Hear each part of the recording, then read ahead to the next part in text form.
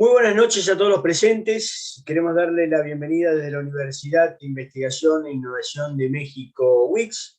Soy el ingeniero Jorge Castrillón, director de Marketing Educativo y Expansión Internacional. Esta noche seré el moderador de este evento del primer ciclo de conferencias internacionales UICS 2023. Un poco para que me conozcan, una breve semblanza de mi persona.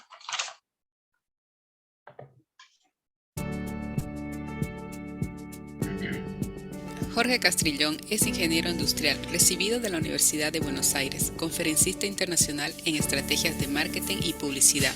Sus primeros años de carrera transcurrieron en ventas y marketing de las principales compañías de consumo masivo de Venezuela y Argentina. Durante la primera década de este siglo, su carrera profesional transcurrió como gerente general y CEO de las principales agencias de publicidad y de empresas de comunicaciones de marketing de Argentina. Es founder y CEO de Génesis Marketing Educativo y actualmente director de Marketing Educativo y Expansión Internacional de U Global Core y director de la red Alumni Futuro.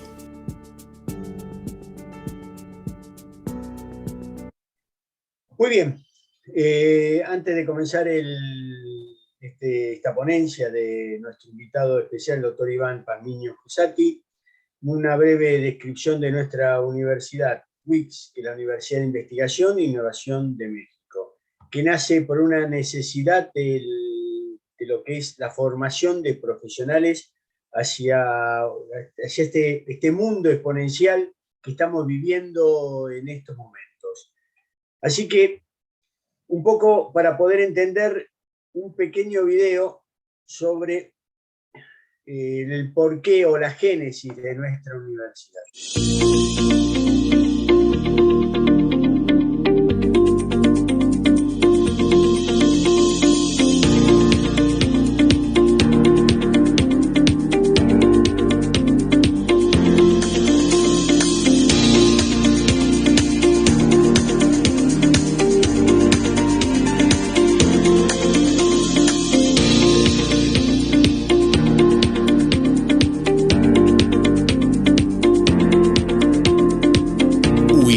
Universidad de Investigación e Innovación de México, UICS, la Universidad del Futuro.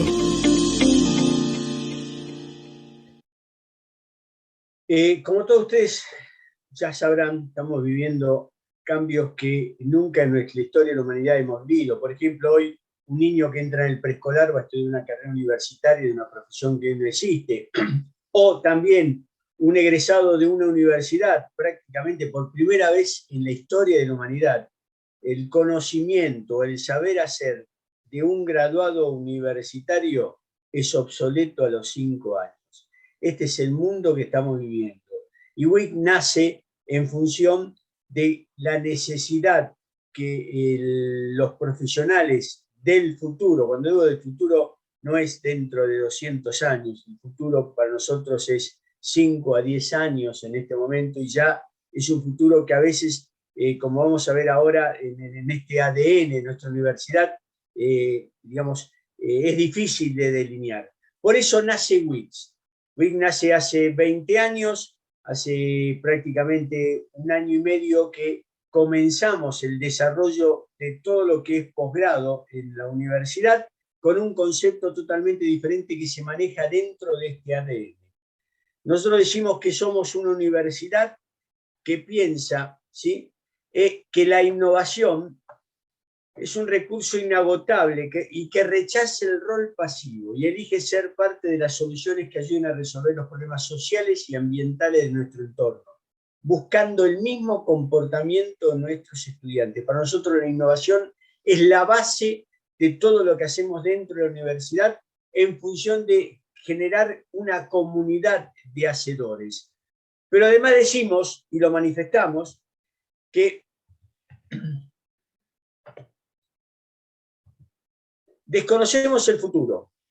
Pocas personas en este momento pueden decir que tienen clarísimo lo que es el futuro que se viene para el 2035, el 2040, pero sabemos la importancia que tienen y tendrán las habilidades emergentes, como la creatividad, el pensamiento crítico, la gestión de lo impredecible y las habilidades no cognitivas para desarrollar cualquier trabajo, y eso es lo que nos centramos. dos conceptos importantes, habilidades emergentes, y después vamos a ver cómo manejamos o cómo apoyamos a todos nuestros alumnos en las habilidades emergentes, y con el foco de prepararlos para desarrollar cualquier trabajo en el futuro. Prácticamente el 40% de las profesiones que hoy conocemos van a desaparecer en los próximos 10 años, y seguramente van a venir nuevas profesiones a cubrir de todo esto. Por eso decimos de alguna manera que creemos que somos UICS una puerta al futuro. 3 ejes cruzan nuestra universidad, que sea una universidad innovadora y disruptiva. Somos una comunidad incluyente, junto a nuestros estudiantes creamos una comunidad vibrante e inclusiva, una comunidad de hacedores. El otro eje es, somos una comunidad human-centric, es decir, ponemos al ser humano en el centro. Buscamos que la universidad sea un espacio propicio para comunicarte con otros humanos e investigar la realidad y crear soluciones a problemas o retos, por pequeños o grandes que sean. Y el último sería que UICS tiene la innovación, como dije antes, como recurso infinito. Para nosotros la innovación es el resultado de combinar los recursos digitales y la educación holística para mejorar la vida de las personas. Prácticamente nuestra universidad nace en México, Cuernavaca, y ya está con sede en Quito, en Bogotá, en Santa Cruz de la Sierra, en Bolivia, y en Texas, Estados Unidos. 4 doctorados y una maestría cruzan nuestros programas académicos: doctorado en Educación e Innovación, doctorado en Dirección de Proyectos, doctorado en Economía y Finanzas, doctorado en Administración de Empresa, maestría en Educación y Tecnología Digital. Prácticamente nuestra clase ya empezaron el 19 de abril del 2023 y la segunda gestión va a empezar prácticamente en el finales del mes de junio. Pero lo importante de todo esto, y quiero comentarle a ustedes cómo creamos este apoyo a todos los que son nuestros alumnos desde sus habilidades emergentes, desde la red Alumni Futuro Value Global. Por ejemplo, con estas conferencias internacionales que hacemos dos ponencias por semana, desde las masterclass, donde vamos prácticamente a traer 4 o 5 profesionales a debatir un tema determinado, o el ciclo Pensador del Futuro, como una conferencia que yo voy a dar para la red de talentos, digamos de alguna manera, de líderes de talento humano en Colombia, sobre el futuro de la educación y la formación de profesionales. Es decir, prácticamente en este ciclo lo que traemos son futurólogos a analizar para que nos visualicen en distintas áreas hacia dónde va el planeta. Un censo de empleabilidad que vamos a hacer muy poca, junto con los tomadores de talento de Colombia y de Ecuador, para poder delinear y que ustedes puedan entender y puedan compararse con distintos mercados, cómo están en salario, cómo están en posiciones, en tiempo de empleabilidad, de alguna manera el salario emocional o digamos todo aquello que recibimos dentro de nuestros trabajos. ¿Cuál es el pensamiento de los tomadores de talento en cuanto a los profesionales? ¿Qué es lo que están buscando? Para nosotros la familia es fundamental, ya sea porque todos ustedes que son alumnos en este momento y han participado del acto de bienvenida, saben que los invitamos porque entendemos que es el apoyo de todos ustedes en los años que se vienen. Por eso generamos acciones para la familia también, como las Olimpiadas Trivial Game, como por ejemplo la Cápsula del Tiempo, que es un taller de mapa de sueño, donde trabajamos con las familias y las apoyamos a poder delinear el sueño a 5 años. O, por ejemplo, el programa Compañero, donde de alguna manera incentivamos el encuentro, ya sea virtual o ya sea presencial, para que ustedes puedan tener un compañero, un compinche, un amigo con el cual desarrollar sus tareas, conversar, ver cuáles son los problemas que están teniendo con distintos trabajos que están haciendo, o su propia tesis. La bolsa de trabajo es el acuerdo que tenemos con LinkedIn para poder desarrollar búsquedas en distintas áreas que tienen que ver con nuestros doctorados y maestrías.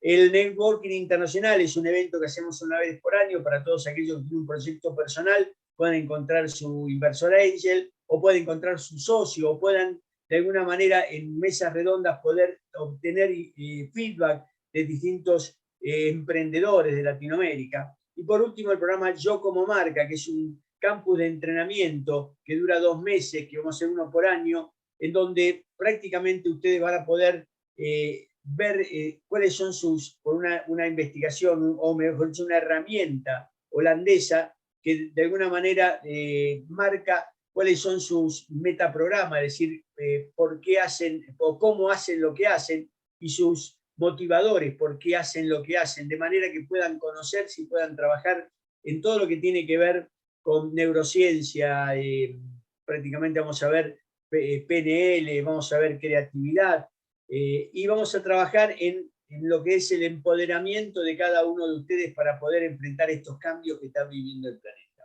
Esto es lo que es nuestra universidad. Ahora sí, de alguna manera, para poder presentar, y por último, todos aquellos que todavía no son alumnos nuestros, les dejo estos datos que son de nuestra licenciada Brenda Paz, la directora comercial UICS, donde aquí tienen su teléfono y su dirección de mail, pueden sacarle una foto y pueden comunicarse con ella para cualquier duda que tengan. Ya listos, pasamos a digamos, darle la bienvenida al doctor Iván Pazmiño Cruzati, que hoy nos va a ilustrar sobre una propuesta de aprendizaje experiencial con grupos multimodales de aprendizaje. Seguramente va a ser muy importante para todos ustedes lo que hoy vamos a ver de este profesional. Buenas noches, Iván, y bienvenido. Buenas noches, Jorge. Buenas noches a todos los presentes. Quiero agradecer la oportunidad de poder conversar un poco con ustedes para presentarles algunas buenas prácticas, algunas de las que consideramos buenas prácticas y que las estamos desarrollando precisamente en el marco de la innovación educativa. Entonces, sin más, no sé si puedo ya comenzar. Ya estás bien. Perfecto, muy bien. Vamos a conversar a lo largo de estos minutos sobre el aprendizaje experiencial con grupos multimodales de aprendizaje. Como ustedes pueden ver en esta temática, hay dos conceptos importantes que en primer lugar me gustaría que queden bien claros, logremos un poco comprender mejor, para poder después analizar la propuesta que les traigo. Entonces, esos conceptos son el aprendizaje experiencial, por un lado, y por otro lado, los grupos multimodales de aprendizaje. Empecemos un poco con el aprendizaje experiencial. El aprendizaje experiencial es un enfoque educativo que tiene una particularidad muy interesante. Bajo el enfoque experiencial, el proceso de enseñanza-aprendizaje inicia con una experiencia concreta que el profesor diseña y le hace vivir al estudiante y finaliza con una experiencia concreta también, pero que esta vez diseña y le hace vivir el estudiante al profesor. Fíjense, esta es una característica bien interesante de todos los modelos experienciales que yo he podido revisar, que he podido ver, como por ejemplo el modelo experiencial propuesto por Kolb, como el aula invertida, como el aprendizaje basado en proyectos, en problemas, el aprendizaje de servicio, etcétera, etcétera. Todos estos modelos experienciales tienen esta característica fundamental. El profesor hace vivir una experiencia concreta inicial a los estudiantes y finalmente los estudiantes hacen vivir una experiencia concreta al profesor. Esto quisiera que quede un poco sentado en este momento, es esta característica fundamental de los modelos experienciales. Para reseñar un poquito más de esto, les presento a continuación algo que seguramente muchos de ustedes ya conocerán, que es el modelo experiencial de aprendizaje propuesto por David Kolb en 1980, con plena vigencia actualmente en la educación contemporánea. Quizá hoy mucha más vigencia que antes. En este modelo se cumple lo que hemos dicho anteriormente. El profesor hace vivir una experiencia concreta al estudiante inicialmente. Sobre la base de esa experiencia,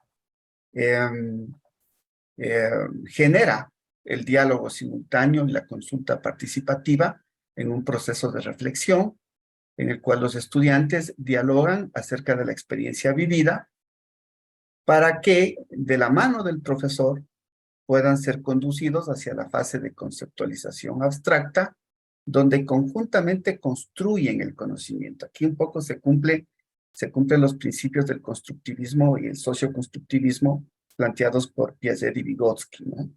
Entonces, en esta parte es la parte teórica de la educación, en donde se transfieren, se sistematizan los conocimientos, se definen los conceptos, se establecen los procedimientos, la parte teórica.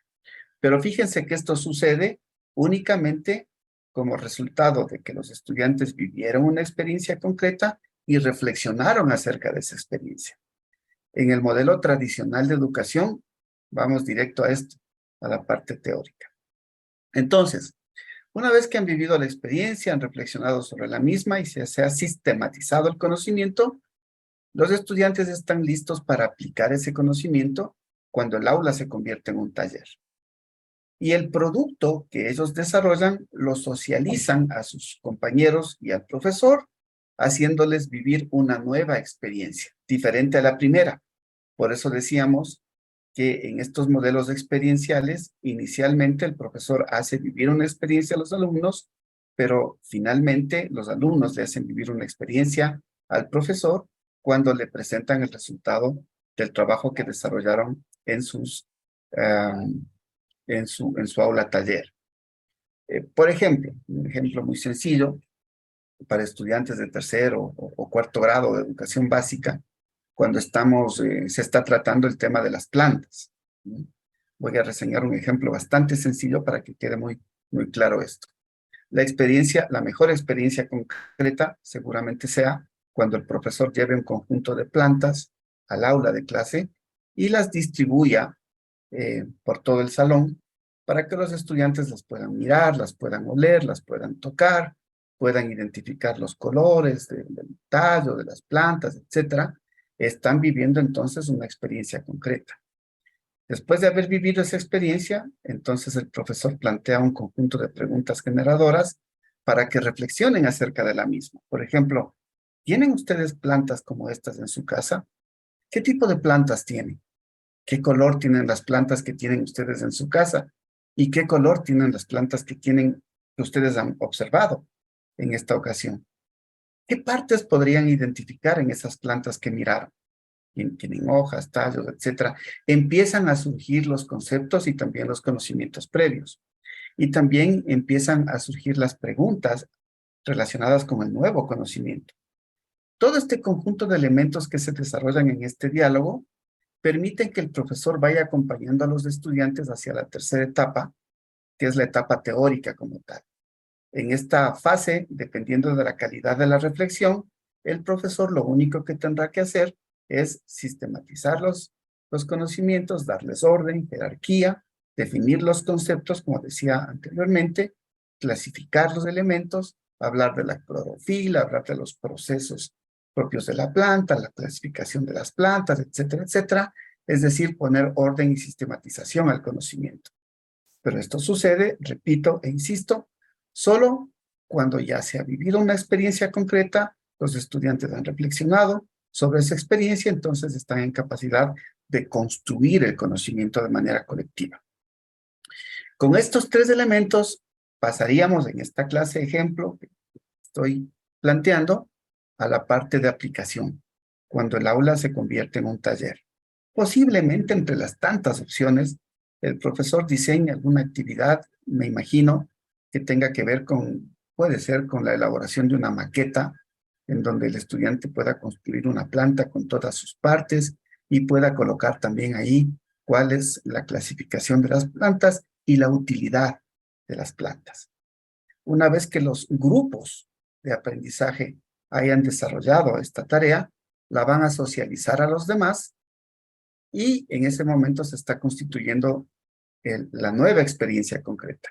La experiencia en función del trabajo que ellos desarrollaron para fines de retroalimentación, de evaluación por parte del profesor y por parte de sus propios compañeros del salón.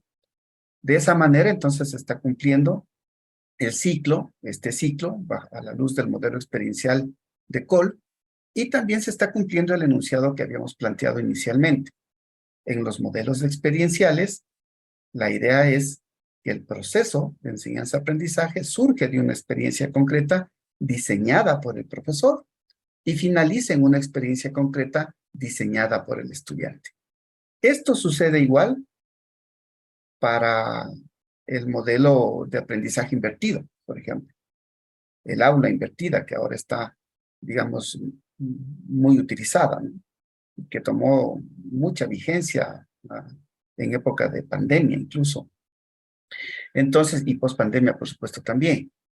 En el modelo de aprendizaje invertido, después de haberlo aplicado durante algunos años y haber hecho alguna investigación al respecto, yo me permití plantear en un documento que ustedes lo pueden encontrar en la web, un ciclo de aprendizaje invertido, el ciclo CAI, el ciclo de aprendizaje invertido. Y yo reconozco ahí 3 fases, ¿no? Digo que la primera fase es la fase de autoaprendizaje. Tomen en cuenta que este también es un modelo experiencial. La primera fase es una fase de autoaprendizaje, en donde el estudiante también vive una experiencia concreta. La diferencia con el ciclo de Kolb es que esa experiencia concreta no la vive en el aula. En el caso del aula invertida, la experiencia concreta la vive en la casa, sobre la base de los videos, de los materiales, de los documentos que el profesor haya preparado y o seleccionado y que le envía a estudiar en la casa. De esta manera se está cumpliendo el hecho de que en los modelos experienciales inician con una experiencia concreta que el profesor diseña y que el estudiante vive. En este caso, en el caso del aula invertida, la experiencia concreta se da en casa. Cuando el estudiante viene al aula, es precisamente la diferencia con el modelo tradicional, ¿no? Entonces viene ya estudiando desde la casa. Y entonces opera la segunda fase del aprendizaje invertido. Esta fase que yo la he denominado el coaprendizaje. En el coaprendizaje, lo que sucede en ambientes de aula invertida es que opera una suerte de microreflexión y microconceptualización abstracta. Son las mismas fases del modelo de Kolb, pero acá en micro, dosificadas. Porque claro, la diferencia es que acá toda la parte teórica el estudiante ya vino estudiando, ya vino aprendiendo, vino revisando, y acá en la fase de coaprendizaje lo que hace el profesor es verificar que el estudiante efectivamente revisó los materiales y llenar algunos vacíos del conocimiento que son necesarios para pasar a la tercera fase, que es la más importante, diría yo, en el aula invertida, que es la fase de aplicación. Nuevamente, cuando el aula se convierte en un taller. Fíjense también esta otra característica de los modelos experienciales, ¿no? Apuntar hacia que el aula se convierta en un taller de productos académicos desarrollados a través de grupos cooperativos. Y aparece entonces este tema de los grupos cooperativos o grupos colaborativos de aprendizaje, que tienen gran resonancia en estos momentos en la educación contemporánea, ¿no? De hecho, ya no se concibe no solamente el trabajo individual, no solamente en el campo de la educación, sino en todos los campos, ¿no? Los temas se trabajan colaborativamente ahora. Y por eso es que tenemos que también forjar las capacidades necesarias para trabajar en equipo en nuestros estudiantes, que no es tan sencillo, ya lo voy a topar un poquito más adelante. Entonces ahí tenemos otra característica de los modelos experienciales de aprendizaje. El hecho de que siempre terminan convirtiendo al aula en un taller, y en un taller colaborativo con grupos de estudiantes que se unen para poder desarrollar un producto académico determinado y que ha sido definido por el profesor. Entonces, los modelos experienciales se orientan su actividad en el marco o bajo la perspectiva del aprender haciendo, que es una propuesta que lo había planteado John Dewey en el año 1938, fíjense ustedes, como algunos elementos conceptuales de el aparente antaño tienen absoluta vigencia el día de hoy. Entonces ahí tenemos 2 elementos muy importantes, ¿no? Y me voy a quedar con el último, que tiene que ver con el hecho de que en los modelos experienciales el aula se convierte en un taller. Y ese taller es desarrollado por grupos cooperativos o grupos colaborativos de aprendizaje. Se utiliza el término cooperativo cuando se trabaja un poco en educación básica, bachillerato, y el término colaborativo cuando se trabaja más bien a nivel superior. Pero bueno, hoy no hablamos un poco de eso. Detrás de esto hay toda una teoría, la teoría de los hermanos Johnson y Johnson. Ellos proponen precisamente la teoría del aprendizaje colaborativo, sistematizan cómo es que se tiene que trabajar cooperativamente qué roles deberían tener los estudiantes y cómo deberían ser organizados, entre muchas otras cosas, ¿no? Y precisamente, considerando que el aprendizaje cooperativo tiene gran importancia en los modelos experienciales de aprendizaje, es que surge una primera reflexión en el sentido de que existen limitaciones que dificultan la aplicación efectiva de los grupos de aprendizaje. No es tan sencillo, o sea, no se trata solamente de colocar a un grupo de estudiantes alrededor de una mesa. Existen limitaciones, existen aspectos que limitan el desarrollo efectivo y eficiente del trabajo colaborativo y que también limitan el logro de aprendizajes significativos. Yo he podido identificar, entre otras tantas, dos limitaciones que creo que son importantes y fundamentales para esta charla. La primera limitación que tenemos cuando tratamos de trabajar con grupos de aprendizaje son limitaciones de carácter sociocultural e idiosincrática. ¿Cómo somos? Especialmente en nuestros países. ¿Sabemos trabajar realmente en equipo? Porque se requiere saber trabajar en equipo para poder trabajar en grupos cooperativos de aprendizaje. ¿Sabemos escuchar? ¿Sabemos escucharnos? ¿Sabemos respetar y apreciar las ideas de los demás? Y quizá lo más importante, ¿somos capaces de deponer nuestras propias ideas ante otras que puedan ser emitidos por nuestros pares y que permitan el logro de los objetivos? O sea, podemos un poco dejar de lado nuestras ideas, por más importantes y básicas, fundamentales que nos parezcan, ante la presencia de otra idea. Entonces, creo que son algunos de los elementos que tienen que ver con la forma que somos como sociedad, especialmente en nuestros países. Y estos son elementos base para poder trabajar en grupos cooperativos de aprendizaje, los aspectos socioculturales. En algún momento trabajamos en un proyecto que se aplicó a nivel nacional en una de las redes educativas más importantes que hay acá en Ecuador. Uno de los componentes del proyecto tenía que ver con la implementación de los grupos cooperativos de aprendizaje. Por supuesto, nos basamos en la teoría de los Johnson y Johnson y tratamos de hacer lo mejor posible. Bueno, no era el objetivo fundamental del proyecto, pero este era un componente. Pasó el tiempo y claro, apareció una variable extraña en el proceso. Casi se nos cae todo el proyecto y era algo que nunca nos habíamos imaginado que podía tener tal connotación. Y era el hecho de que los propios estudiantes empezaron a ofrecer resistencia hacia trabajar cooperativamente. Había algunos estudiantes que se sentían más cómodos trabajando de manera individual, en solitario. Les costaba mucho sumarse a un grupo y poder conversar, poder colaborar. Por otro lado, también aparecieron los padres de familia, impensable.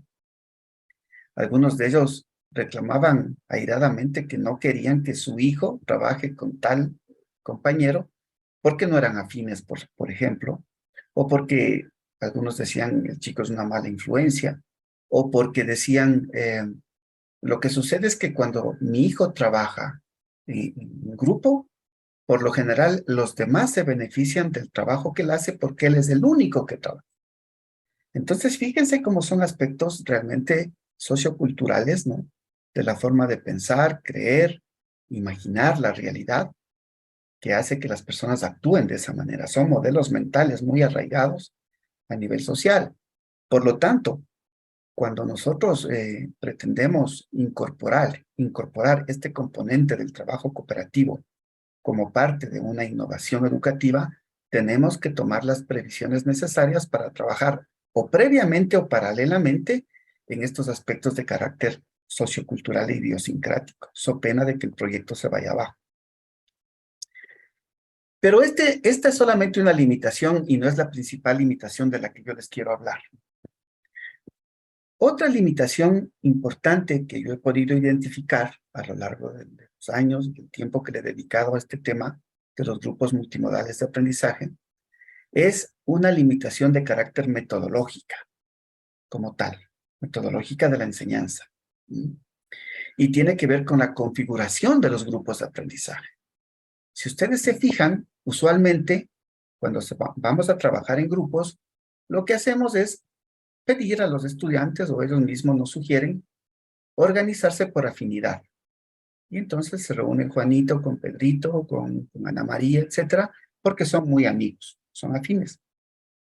Otras veces, el profesor utiliza métodos aleatorios, ¿no? Coge la lista y dice, bueno, tal, tal, tal y tal se reúnen, ¿no?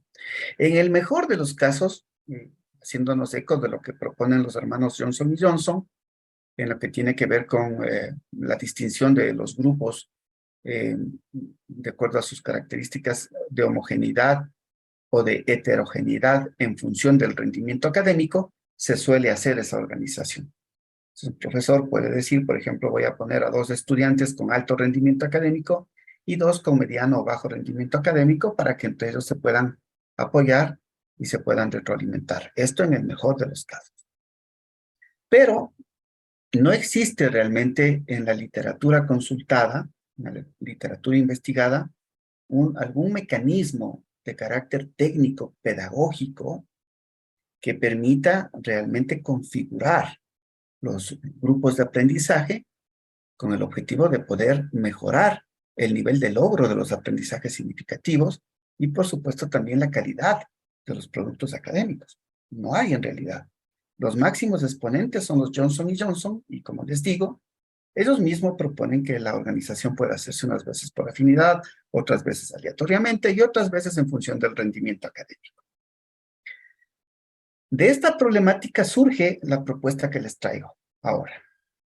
Y es precisamente el poder ensayar un mecanismo más idóneo para poder configurar los grupos de aprendizaje de tal manera que este mecanismo diferente, distinto, técnico, pedagógico, de organización de esos grupos, permita la colaboración efectiva y eficiente de los estudiantes al interior del grupo y además desarrolle productos académicos de alta calidad, aprendizajes significativos y además se constituya el grupo en un espacio educativo idóneo para que los estudiantes puedan compartir y desarrollar sus estrategias metacognitivas. Con este antecedente, entonces, estoy proponiendo la organización de los grupos en función de los estilos de aprendizaje. Y se ha tomado como referente la clasificación de los estilos de aprendizaje del propio David Kolb, es decir, el precursor del modelo experiencial de aprendizaje. Él hace una clasificación de estilos de aprendizaje en estilo activo, reflexivo, teórico y pragmático. Y señala que cada uno de estas personas, las personas que tienen cualquiera de estos estilos de aprendizaje, son propensos a utilizar diferentes estrategias metacognitivas, formas diferentes de aprender. Por ejemplo, los estudiantes, las personas que tienen estilo de aprendizaje activo, son propensos a utilizar estrategias metacognitivas que implican la experimentación y la acción. Y por eso ellos suelen probar diferentes enfoques para resolver un problema y suelen reflexionar sobre el resultado que obtienen para determinar de qué manera funciona mejor. Asimismo, suelen establecer metas específicas y suelen diseñar planes para alcanzar esas metas. Fíjense, esas son estrategias metacognitivas propias de quienes tienen estilo de aprendizaje activo. Asimismo, quienes tienen estilo de aprendizaje reflexivo tienen una propensión hacia utilizar determinadas estrategias de aprender, estrategias metacognitivas. En este caso, los reflexivos suelen utilizar estrategias metacognitivas que implican la reflexión y el análisis crítico. A ellos les gusta criticar, reflexionar, pensar. Los que tienen estilo de aprendizaje teórico tienen una propensión a utilizar estrategias metacognitivas que implican la organización y la clasificación de la información, Esos son muy teóricos, ¿no? Entonces, a ellos les gusta las definiciones de los conceptos, las clasificaciones, los procedimientos. Son estudiantes que aprenden poco haciendo. Ellos aprenden más cuando se les transfiere la teoría bien ordenada, bien sistematizada, bien definida de los conceptos que están aprendiendo.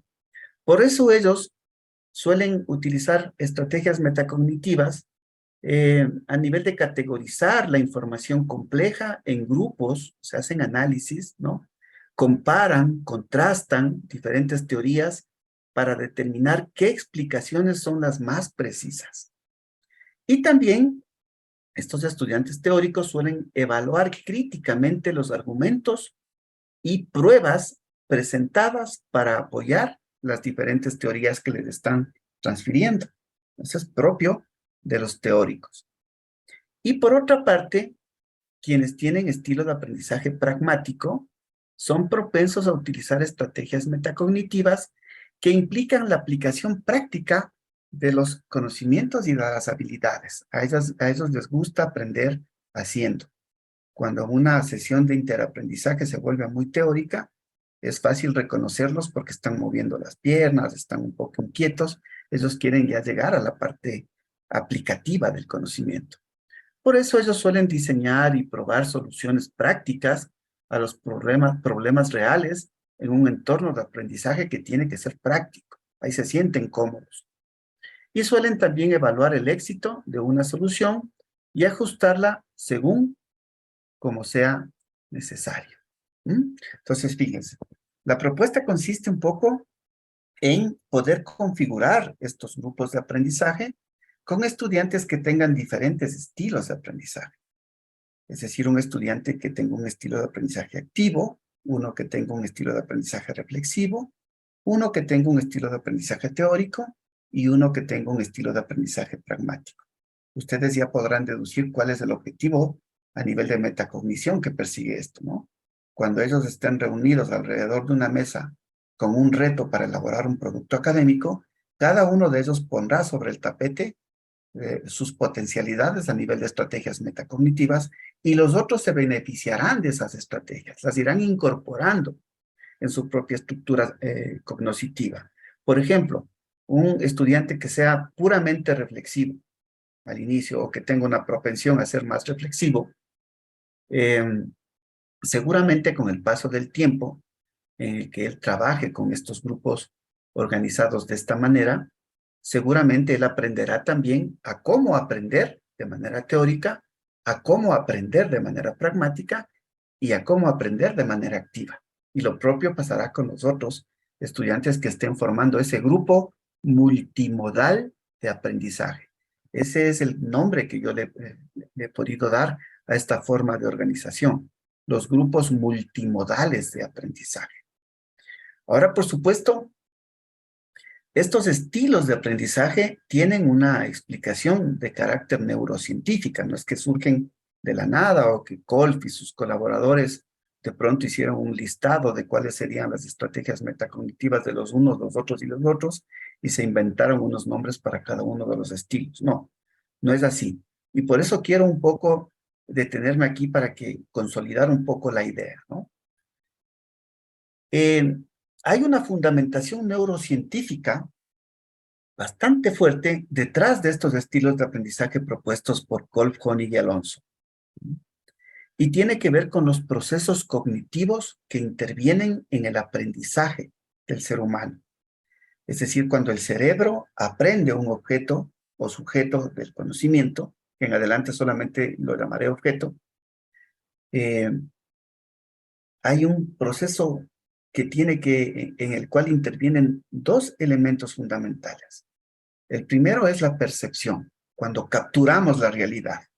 Por ejemplo, si ustedes en este momento están cerca de una ventana, abren la cortina y miran a través de la ventana y observan por ahí un árbol o un auto o una casa, etcétera. Ese momento, ustedes están percibiendo la realidad a través del sentido de la vista.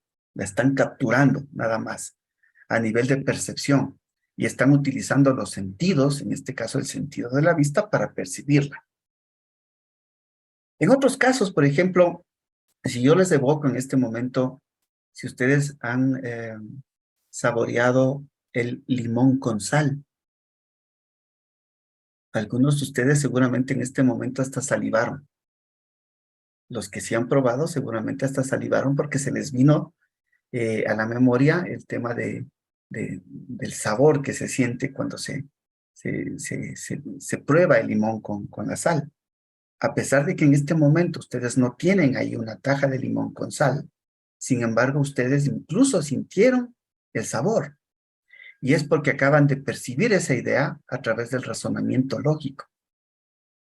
Entonces, Holt, Connie y Alonso dicen que los seres humanos siempre estamos atravesándonos esta línea de un lado para el otro.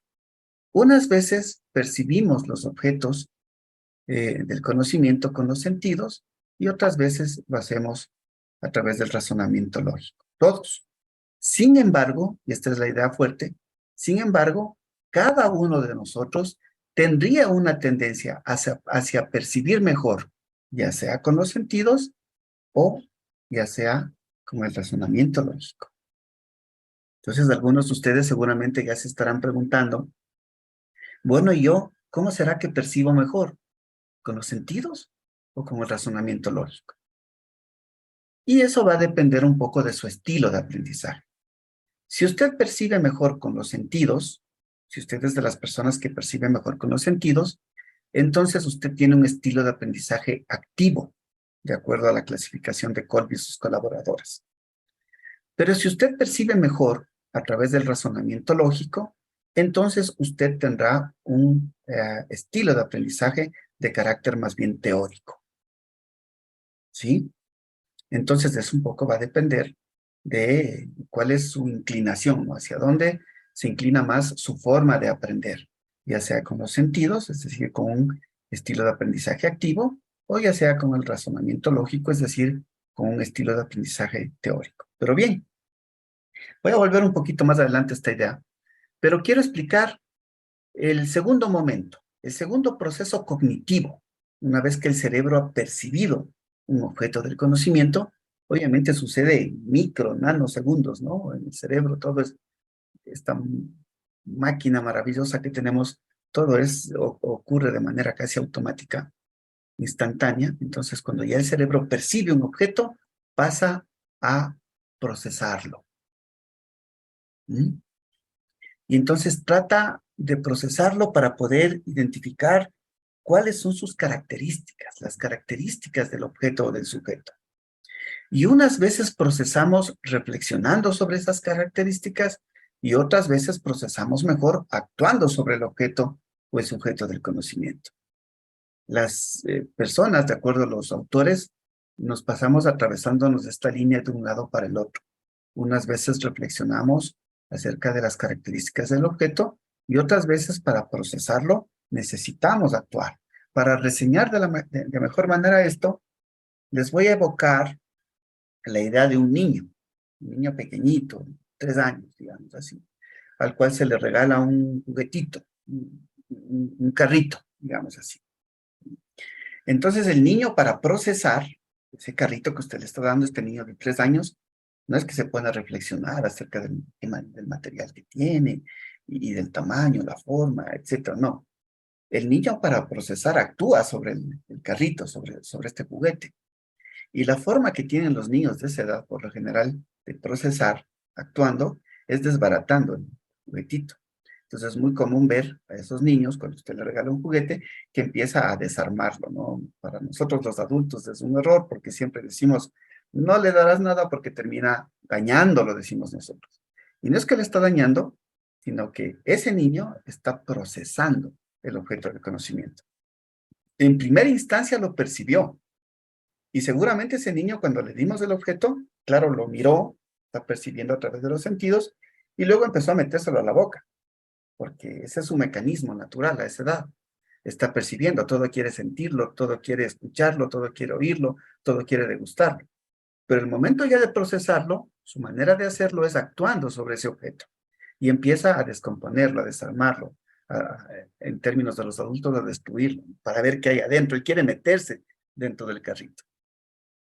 En cambio, si le damos a un adulto ese carrito, obviamente no lo va a destrozar, seguramente va a ponerse a analizar, ¿cierto? A lo mejor toma el carrito con su mano, lo arrastra hacia atrás y lo suelte y mire que el carro por sí solo salió hacia adelante. Y entonces se pone a reflexionar de que debe haber un mecanismo interno que le permite ese movimiento, un mecanismo que almacena la energía cinética y que el momento en que lo suelta hace que el carrito se vaya adelante. A lo mejor por dentro tenga algún dispositivo, un resorte o algo así.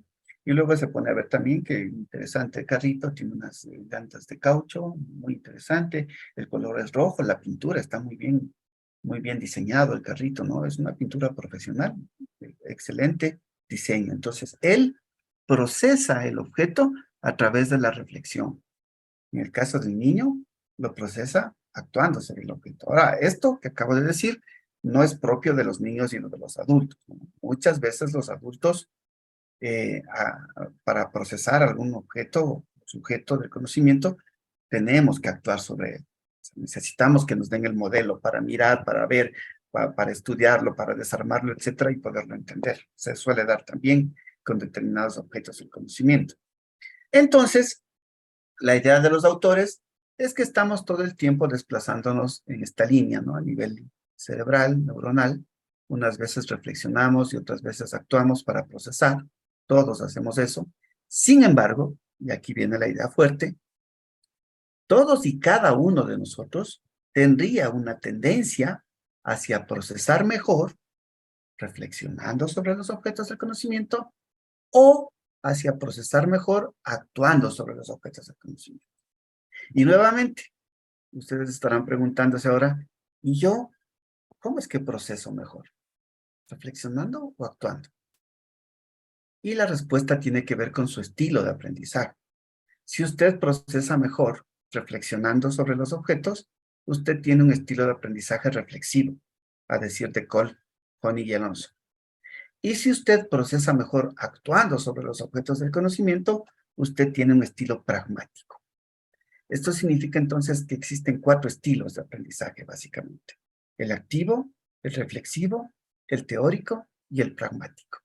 ¿Cómo sé cuál es mi estilo de aprendizaje? Pues bueno, para eso estos autores diseñaron precisamente el cuestionario que se denomina cuestionario CHAEA, C-H-A-E-A, CHAEA, que es el cuestionario de Honey y Alonso para la determinación de los estilos de aprendizaje, que es un instrumento que tiene 80 reactivos con afirmaciones a las cuales el respondiente va contestando en función de cómo él opera normalmente su vida a nivel de pensamiento, de actuación, de actitudes, de actividades como tal, y luego pues hay un método de procesamiento que nos permite saber cuál es la tendencia del sujeto, si es más activo, si es más reflexivo, si es más teórico o si es más pragmático.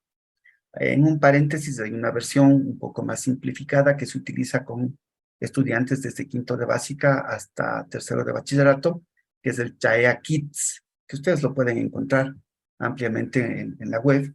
Y el CHAEA Senior, al que me referí inicialmente, pues se lo utiliza ya en la universidad y para personas adultas. Entonces, fíjense cómo un modelo de carácter experiencial, y yo diría que cualquier modelo de enseñanza-aprendizaje que queramos utilizar, deberíamos analizarlo previo a su aplicación en cuanto a su fundamentación neurocientífica, porque necesitamos saber qué es lo que estamos afectando cuando aplicamos uno u otro modelo de enseñanza-aprendizaje. En el caso de los modelos experienciales, esta fundamentación que acabo de explicar se ajusta perfectamente a ellos y justifica su aplicación cuando es efectiva, por supuesto, en el aula. Precisamente cuando se unen estos dos elementos, estos dos procesos cognitivos que intervienen en el aprendizaje, la percepción y el procesamiento, es cuando se da lugar a lo que ya vimos anteriormente, que es este modelo experiencial de David Coleman. Entonces, cuando el profesor diseña una experiencia concreta y les hace vivir esa experiencia a los estudiantes, los que se están viendo mayormente favorecidos son aquellos estudiantes que tienen un estilo de aprendizaje activo. Después, cuando reflexiona sobre la experiencia, abre el diálogo, la consulta participativa, el espacio para la reflexión, para el análisis, ese momento está favoreciendo a los que tienen estilo de aprendizaje reflexivo. Cuando pasa a la fase de conceptualización y empieza a transferir la parte teórica, sistematizar, ordenar los conocimientos, ese momento está favoreciendo a los que tienen estilo de aprendizaje teórico. Y finalmente, cuando convierte al aula en un taller, es cuando está favoreciendo a los que tienen estilo de aprendizaje pragmático, o sea, a los que les gusta aprender haciendo cosas, ¿no? Y nuevamente, este es el momento en el cual, digamos, se erige la propuesta que les he traído el día de hoy. Este es el momento cuando el aula taller se debe desarrollar, de acuerdo a la propuesta que les traigo, con grupos multimodales de aprendizaje.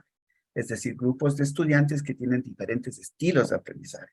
Les decía hace un momento, un estudiante activo, un reflexivo, un teórico y un pragmático, para que puedan retroalimentarse y aprender de sus estrategias metacognitivas, pero también para que puedan producir mejor calidad de productos académicos y puedan lograr más aprendizajes significativos. Entonces, la hipótesis general que manejamos cuando estamos aplicando esta metodología, esta innovación, es que los estudiantes que trabajan en grupos multimodales de aprendizaje logran productos académicos de mejor calidad, logran más aprendizajes significativos y desarrollan más estrategias metacognitivas que aquellos que trabajan agrupados por criterios aleatorios o de afinidad. Ustedes lo pueden comprobar. Entonces, un poco, esta es la hipótesis general que se maneja. Por supuesto, las hipótesis ya de trabajo más específicas deben ajustarse a los objetivos que cada uno de ustedes quisiera desarrollar en sus aulas, ¿no? Pero bueno, la idea es que estos chicos que se les agrupa multimodalmente obtienen mejores logros académicos que aquellos que se agrupan por cualquier otro criterio, sea el de afinidad, o sea, criterios aleatorios. Ahora bien, para trabajar, o más bien trabajar con esta estrategia multimodal de aprendizaje, por sí misma ya genera resultados positivos y favorables. Sin embargo, el mejor ambiente de aprendizaje, un ambiente de aprendizaje complejo, un ambiente de aprendizaje que permita que fluya de mejor manera los grupos multimodales de aprendizaje, es necesariamente un ambiente de aprendizaje en el que se aplique también una estrategia de enseñanza que sea también multimodal.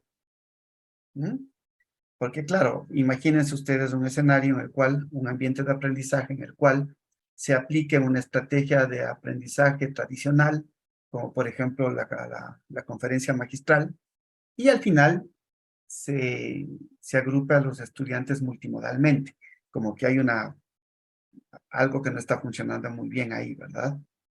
Entonces lo que se busca es que el ambiente de aprendizaje el ambiente de aprendizaje, tanto a nivel de aprendizaje sea potencializador, como a nivel de enseñanza. Entonces, si estoy utilizando grupos multimodales de aprendizaje, lo más acertado es utilizar también una estrategia multimodal de enseñanza. ¿Qué significa esto? Que yo debo acompañar la estrategia de los GMMA, de los grupos multimodales, con una diversidad de estrategias de enseñanza que permita, fundamentalmente a través de la actividad, ¿cierto? Aterrizar o llegar a los grupos multimodales de una mejor manera. Por ejemplo, utilizar el modelo experiencial de aprendizaje que ya hemos visto es una buena idea. Utilizar el aula invertida también. Utilizar entornos virtuales de aprendizaje es fundamental, porque claro, ya sabemos que estamos viviendo, o a quienes enseñamos, hoy por hoy, son generaciones básicamente tecnologizadas, ¿no? Entonces, les gusta mucho aprender en entornos virtuales de aprendizaje cuando están obviamente bien diseñados.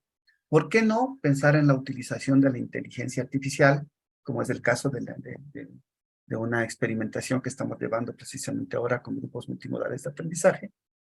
Utilizar, por supuesto, el aprendizaje basado en el pensamiento, porque lo que buscamos esencialmente es que se desarrollen estas capacidades mentales superiores de análisis, síntesis y juicio crítico. Utilizar, por supuesto, el aprendizaje basado en proyectos y, claro, un sistema, un modelo de evaluación que sea diferente al tradicional. Nosotros proponemos, en este caso, la evaluación auténtica. Esta es la propuesta que les traigo. Estas son las ideas que quería compartir con ustedes. Les agradezco mucho por su atención Y claro, estoy encantado si escribiese alguna pregunta, mi estimado Jorge. Sí, hay unas preguntas, querido Iván. Por su- La primera es, ¿cómo viene aportando el aprendizaje experiencial en el proceso educacional dentro de sus diferentes niveles como son básico, media, básica, superior y el bachillerato? Esta es una buena pregunta, ¿no? Y voy a responderla desde el contexto en el que yo me desarrollo. El aprendizaje experiencial, específicamente el modelo experiencial de aprendizaje de David Kolb, fue dispuesto por el Ministerio de Educación del Ecuador hace aproximadamente 10 años, 10, 12 años, a través de un acuerdo ministerial. No hubo realmente un proceso de capacitación importante que permita que los profesores conozcan, por ejemplo, la fundamentación neurocientífica que ahora les he compartido, y que luego puedan tener la oportunidad de aplicarlo una u otra vez para que puedan reconocer cuáles son sus bondades o que puedan, por ejemplo, agrupar a los estudiantes en el marco de ese modelo a través de los estilos de aprendizaje, por decir algo, que es lo que ahora mismo les he comentado.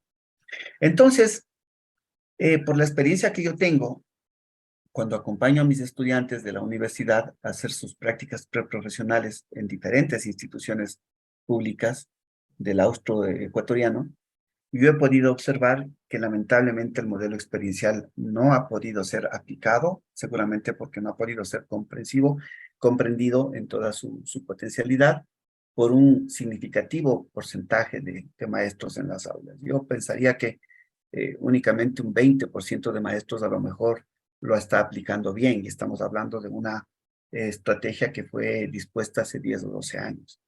Entonces, desde ese punto de vista, ha habido muy poco aporte, pero yo insisto, este limitado aporte fundamentalmente ha sido provocado porque se dispuso la aplicación de esta metodología sin una preparación, una capacitación completa y compleja a los maestros y maestras que les permita reconocer primero cuál es la base neurocientífica de esta propuesta y cuáles son las bondades metodológicas que se pueden obtener del mismo, ¿no?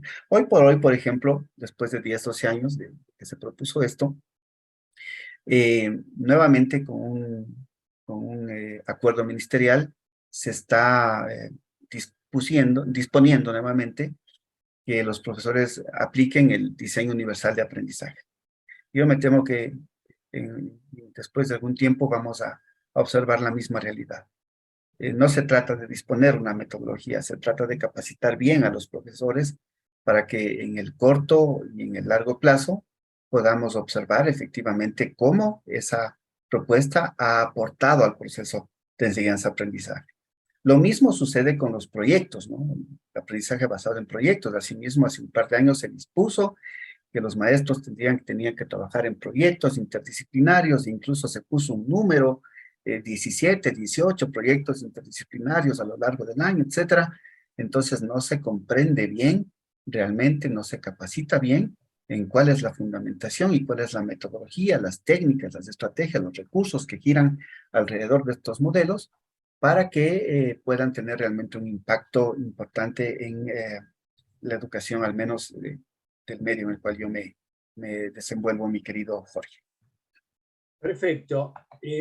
Vamos a otra pregunta que es de María Fernanda Mero Zambrano. La anterior fue de Iván Enrique Mazón. ¿Es posible que un estudiante tenga una mezcla de estilos de aprendizaje? De hecho, claro, cuando uno se aplica el modelo experiencial de aprendizaje, uno va a obtener al final unos números, ¿no? Y dice, bueno, usted en activo, por ejemplo, ha obtenido 15 puntos, en reflexivo 14, pero en teórico también obtuvo 15 puntos y en pragmático obtuvo 8, por decir algo. En este caso, ese estudiante está compartiendo el estilo activo y el estilo eh, teórico, ¿no?